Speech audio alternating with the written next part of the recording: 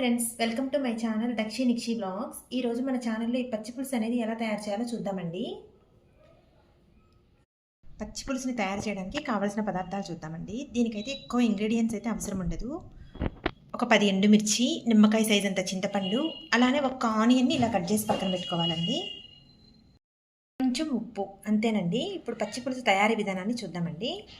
ఈ పచ్చి పులుసును చేయడానికి ముందుగా స్టవ్ పై దబర పెట్టుకొని దబర హీట్ ఎక్కిన తర్వాత ఒక 2 టేబుల్ స్పూన్స్ ఆయిల్ వేసుకోవాలి.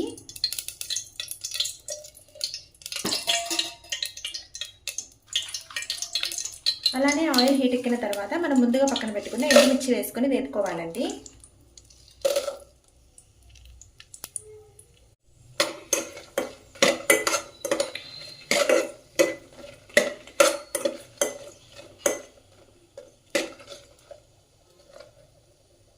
ఎండుమిర్చి అనేది వేగిపోయి ఈ విధంగా కలర్ చేంజ్ అయిన తర్వాత స్టవ్ ఆఫ్ చేసుకోవాలి.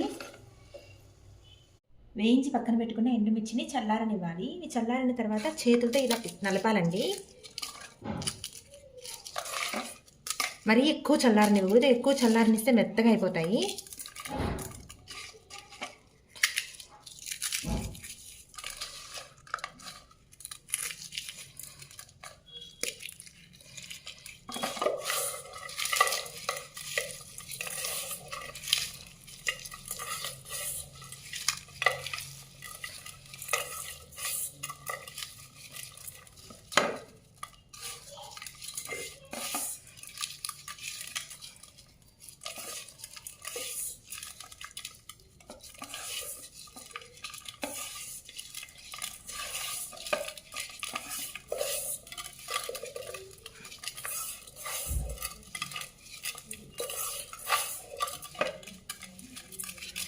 ఈ విధంగా ఎండుమిర్చిని నలుపుకున్న తర్వాత దీనిలోనే మనం ముందుగా నానబెట్టి పక్కన పెట్టుకున్న చింతపండు వేసుకోవాలి.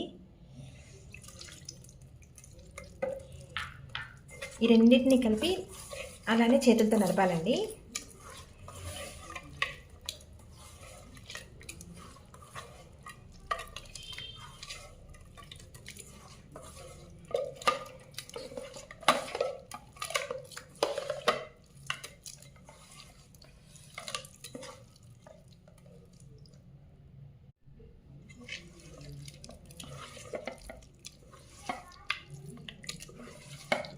అలానే మన రుచికి సరిపడా ఉప్పు వేసుకోవాలి.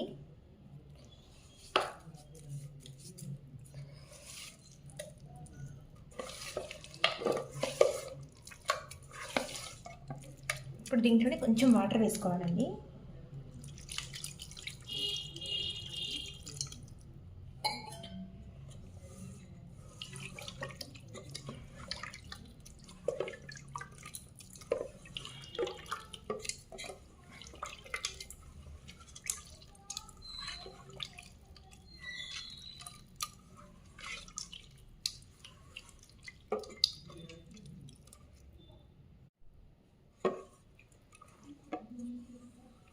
ఇలా నలుపుకున్న తర్వాత పచ్చిపులుసు అనేది ఈ విధంగా చిక్కగా అవుతుందండి.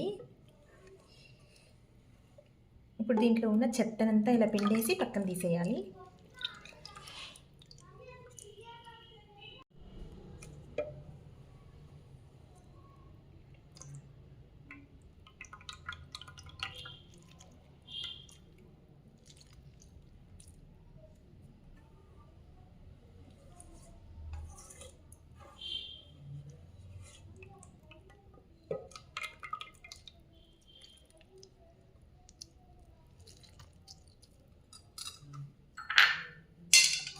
ఇప్పుడు మనం ముందుగా కట్ చేసి పక్కన పెట్టుకున్న ఆనియన్ వేసుకోవాలండి.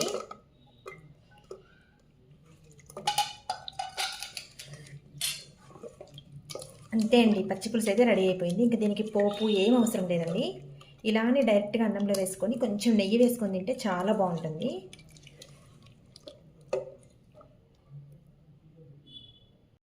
అంతే అండి, పచ్చి పులుసు అయితే రెడీ అయిపోయింది. దీని వేడి వేడి అన్నంలో నెయ్యి వేసుకొని తింటే ఒక్క ముద్ద కూడా వేరే కర్రీతో తినరండి, అంత బాగుంటుంది. మీరు కూడా ఒక్కసారి ట్రై చేయండి. ఈ వీడియో కనుక మీకు నచ్చినట్లయితే మన ఛానల్ని లైక్ చేయండి, షేర్ చేయండి, అలానే సబ్స్క్రైబ్ చేయండి.